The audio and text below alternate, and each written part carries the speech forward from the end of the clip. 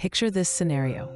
You awaken one morning, and before daylight has completely filled your eyes, you observe the silent disorder sprawling around you.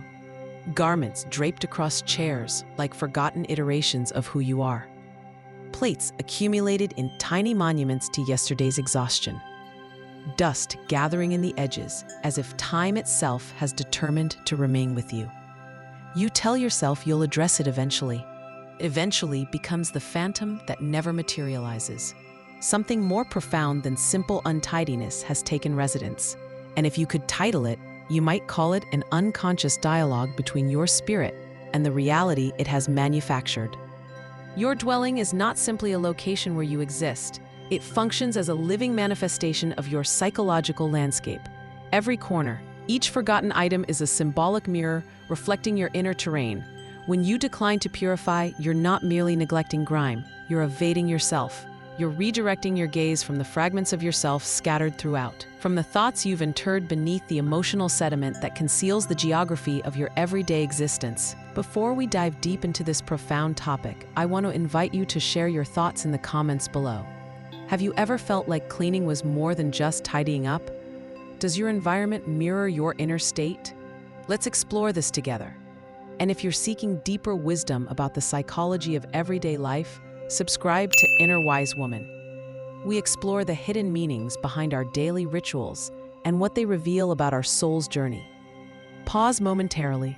Before persisting, murmur these words to yourself quietly as a gentle reminder. Because I'm prepared to cleanse, to reorganize, to emerge anew from within. Each gesture of your hand, each action of renewal bears an unspoken statement. The determination to alter isn't just about external transformation, it's about internal evolution. When you inscribe or even contemplate that word rebirth, something delicate transforms internally. The awareness itself triggers. It's been dormant patiently, awaiting revelation.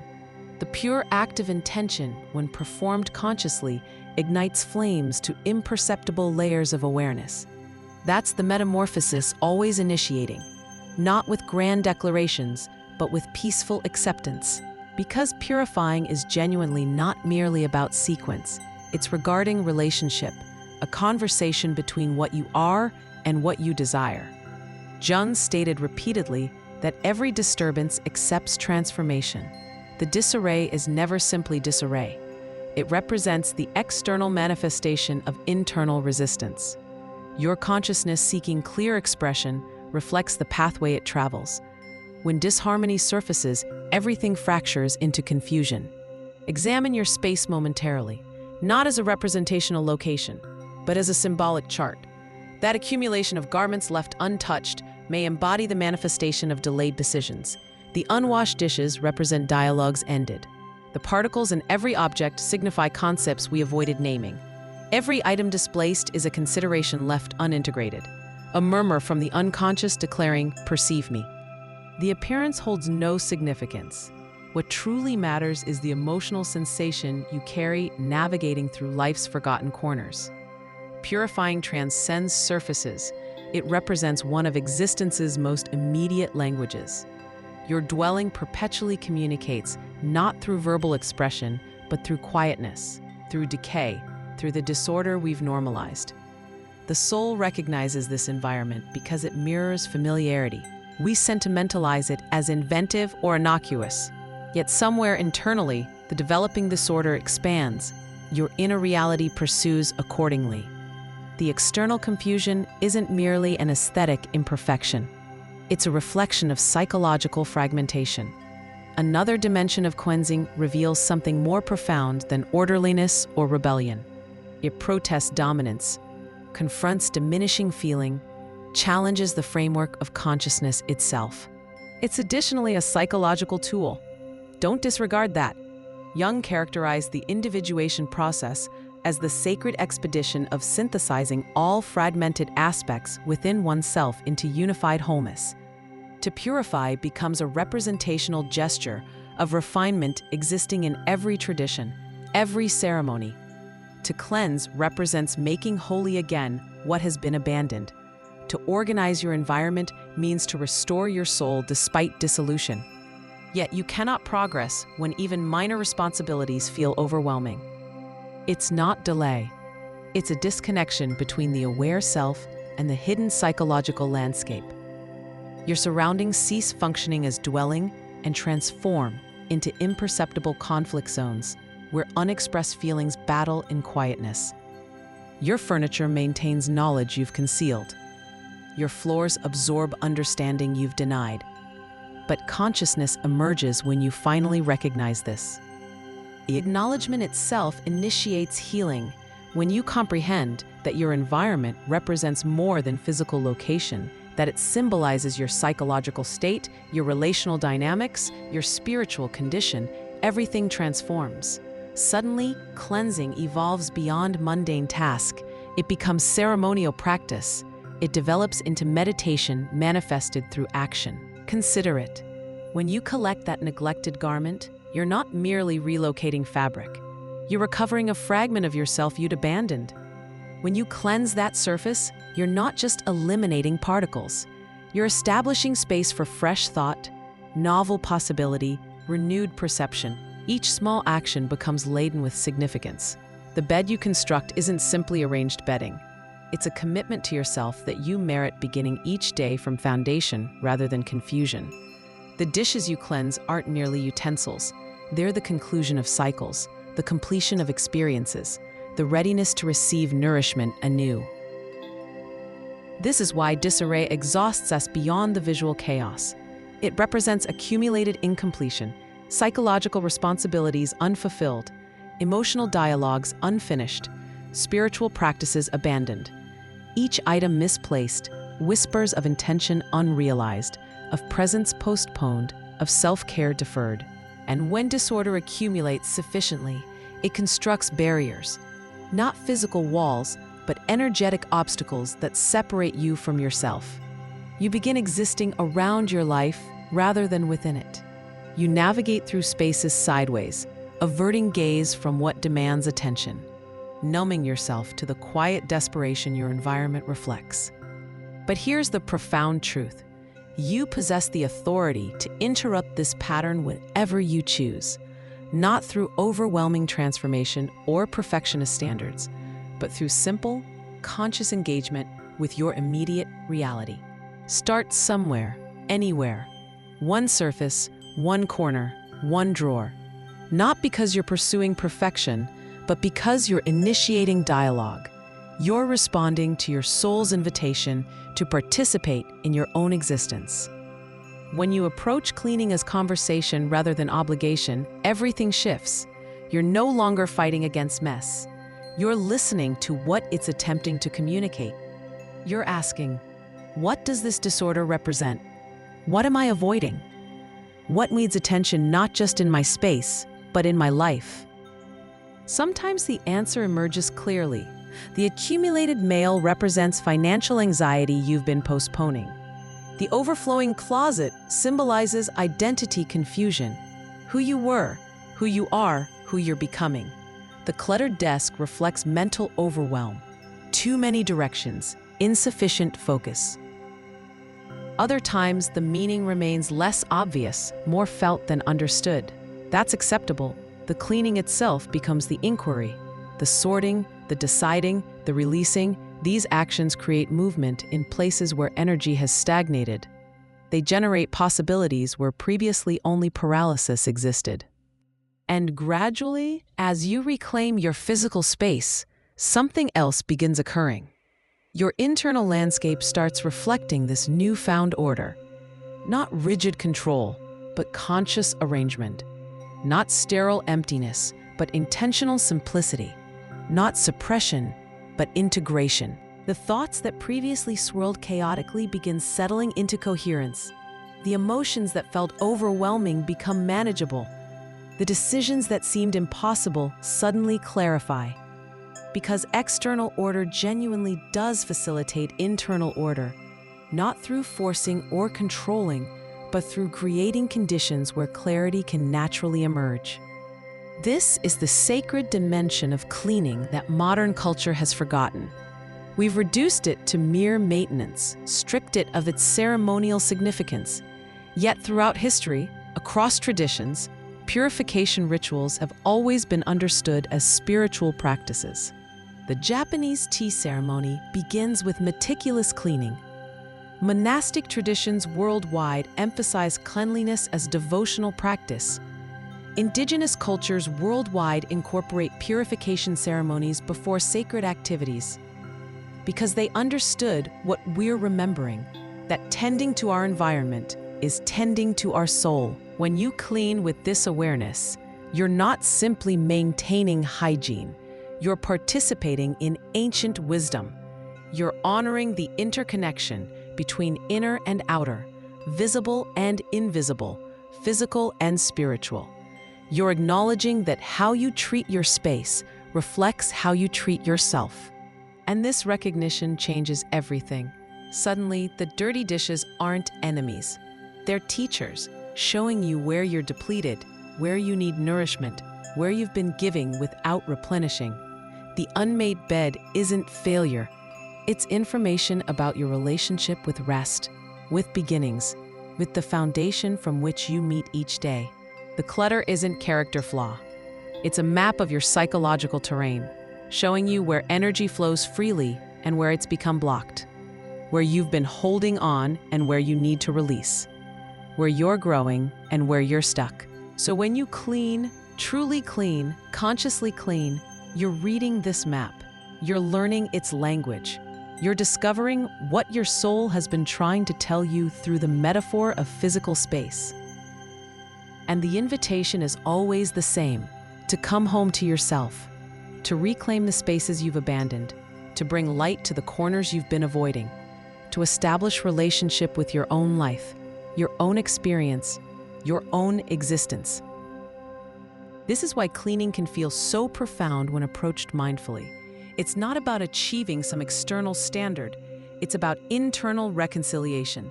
It's about saying to yourself, you matter enough for me to create beauty in your life. You deserve environments that support rather than deplete you. You're worthy of spaces that reflect your highest potential, not your lowest moments. Each clean surface becomes an affirmation. Each organized drawer becomes a prayer. Each cleared space becomes an invitation for new possibility to enter. And when you finish, not because everything is perfect, but because you've engaged authentically with what was present, you'll notice something has shifted.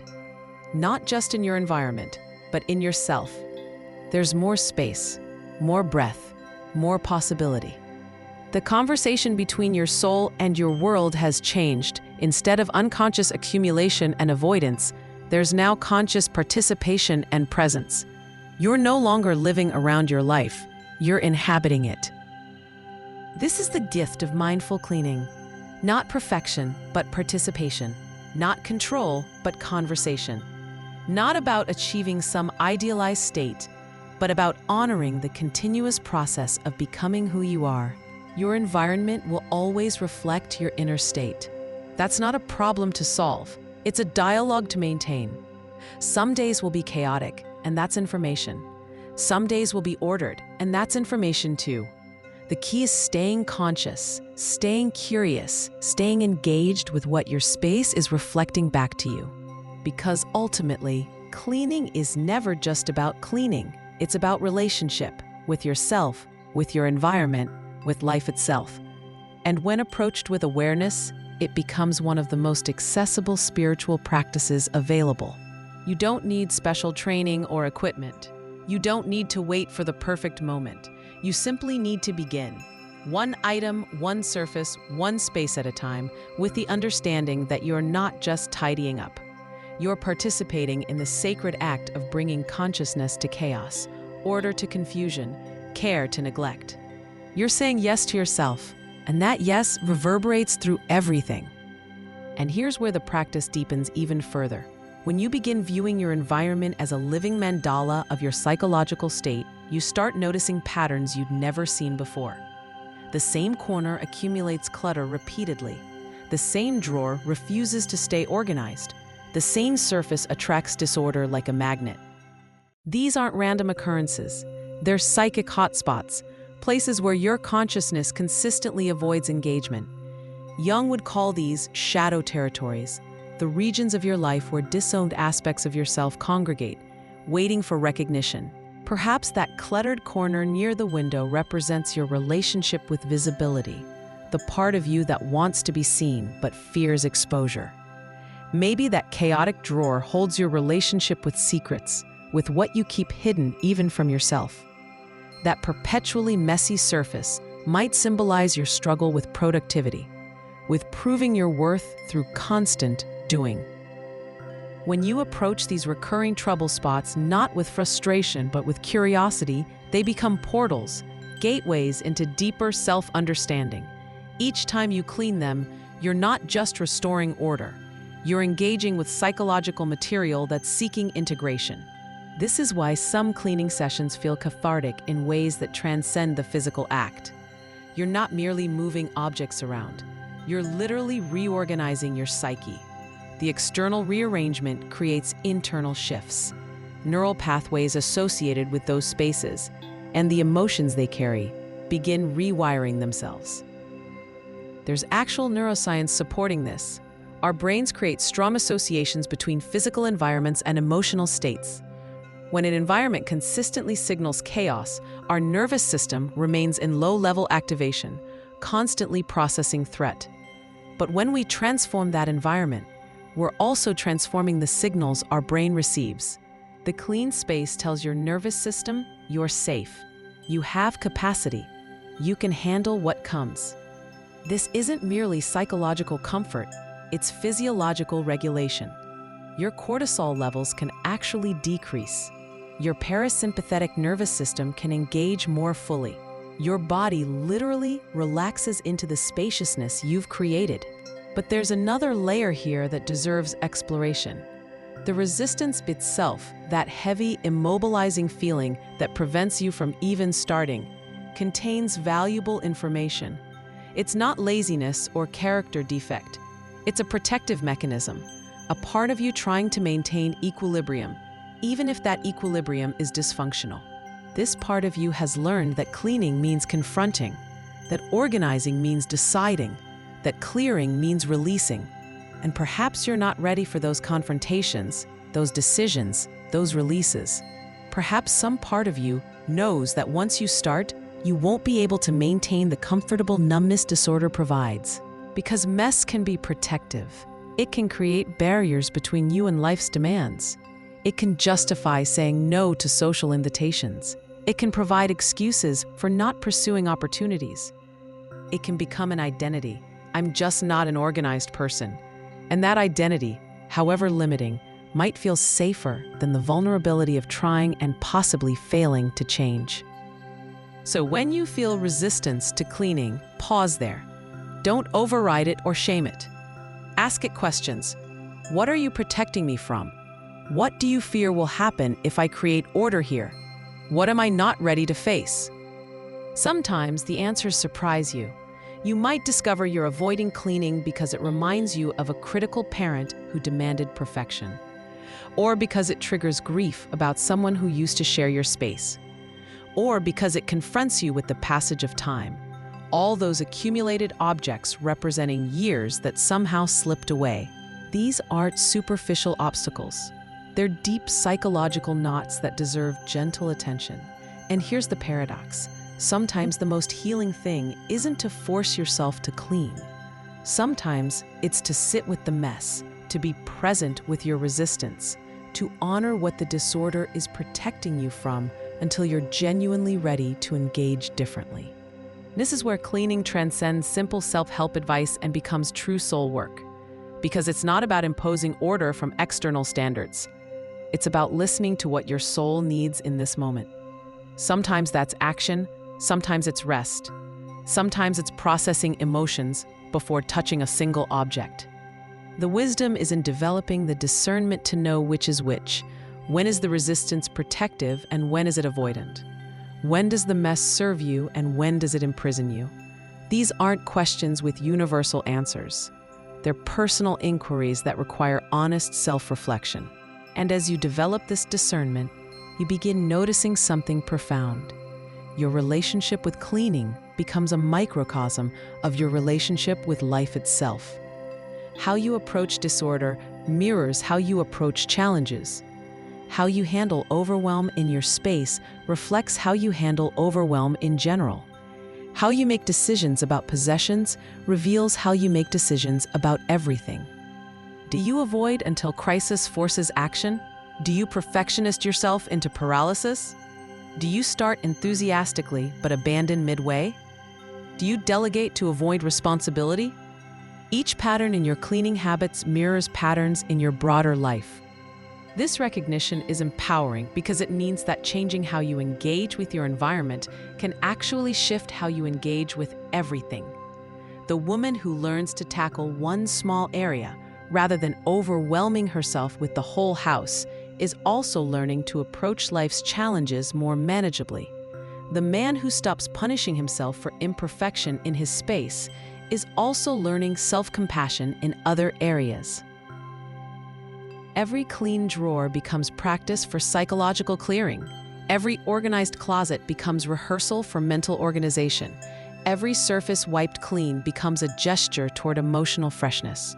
The external actions train the internal capacities. And there's something deeply democratic about this practice. You don't need therapy credentials or spiritual training. You don't need expensive courses or complicated techniques.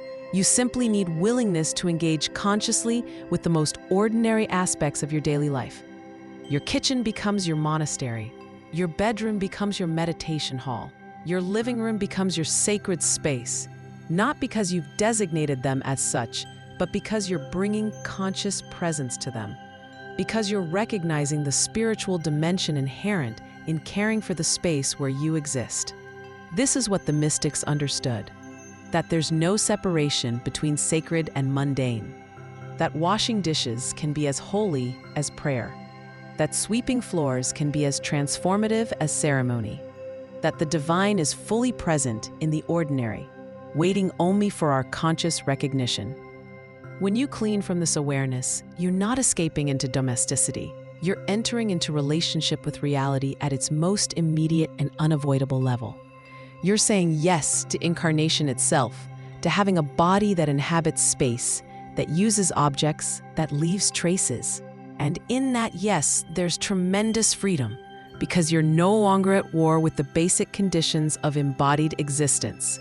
You're not constantly wishing things were different, cleaner, better. You're engaging with what is, right here, right now, in this imperfect and perfectly human life. The dust will return. The dishes will pile up again. The order you create will inevitably give way to new disorder. This isn't failure. It's the nature of entropy, of life itself. Everything tends toward chaos. Maintaining order requires continuous energy input. This is physics. This is reality. But here's what makes it bearable, even beautiful.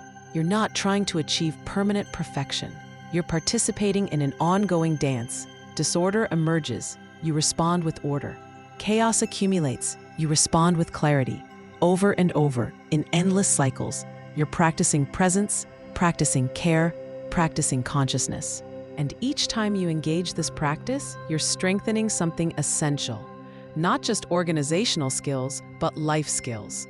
The capacity to show up, the willingness to begin again, the humility to accept imperfection, the courage to face what you've been avoiding, the self-love to create beauty for yourself even when no one else will see it, because that's ultimately what this is about. Not impressing others or meeting external standards, but demonstrating to yourself that you matter enough to care for your own environment, that your daily experience deserves beauty, order, peace, that you're worth the effort of creating spaces that support rather than deplete you. This message often challenges people who grew up with neglect or who learned their needs weren't important. The idea that you deserve a clean, beautiful space can feel almost transgressive. Who am I to have nice things? Who am I to spend time on myself when others have greater needs? But this is where cleaning becomes radical self-love. Every time you care for your space, you're rewriting those old scripts. You're declaring, I am worth caring for. My environment matters. My comfort counts. My peace is valuable. These aren't selfish statements. They're necessary affirmations of your inherent worth. And from this foundation of self-worth, everything else becomes possible. Because when you've learned to care for your own space, you're better equipped to care for others. When you've practiced creating order in your immediate environment, you can contribute to order in the broader world. The personal truly is universal. So this invitation to clean consciously isn't about adding another task to your overwhelming to-do list. It's about transforming something you're already doing or avoiding into a practice of presence, a gesture of self-care, a conversation with your soul. Start wherever you are, with whatever feels manageable. One fork washed mindfully can be more transformative than an entire house cleaned frantically, because it's not about quantity. It's about quality of attention. It's about bringing consciousness to what's been unconscious. And as you practice this, not perfectly but persistently, you'll notice changes, not just in your environment, but in yourself. More capacity for facing difficulty, more willingness to engage with discomfort, more ability to complete cycles rather than abandoning them halfway, more trust that you can handle what needs handling. These capacities transfer everywhere. The psychological muscles you strengthen through conscious cleaning serve you in relationships, work, creativity, every domain of life. Because you're fundamentally practicing the same thing, showing up, paying attention, taking appropriate action, and releasing attachment to perfect outcomes. This is the path of maturity, really. Not perfection, but responsibility. Not control, but care. Not achievement, but engagement. And your environment becomes the training ground where you practice these essential life skills every single day. If this perspective on cleaning and consciousness resonated with you, I invite you to subscribe to Inner Wise Woman. Share in the comments how your environment reflects your inner world. What does your space tell you about your soul? What resistance do you notice when you think about cleaning? Let's continue this conversation together. Your insights might be exactly what another soul needs to hear today.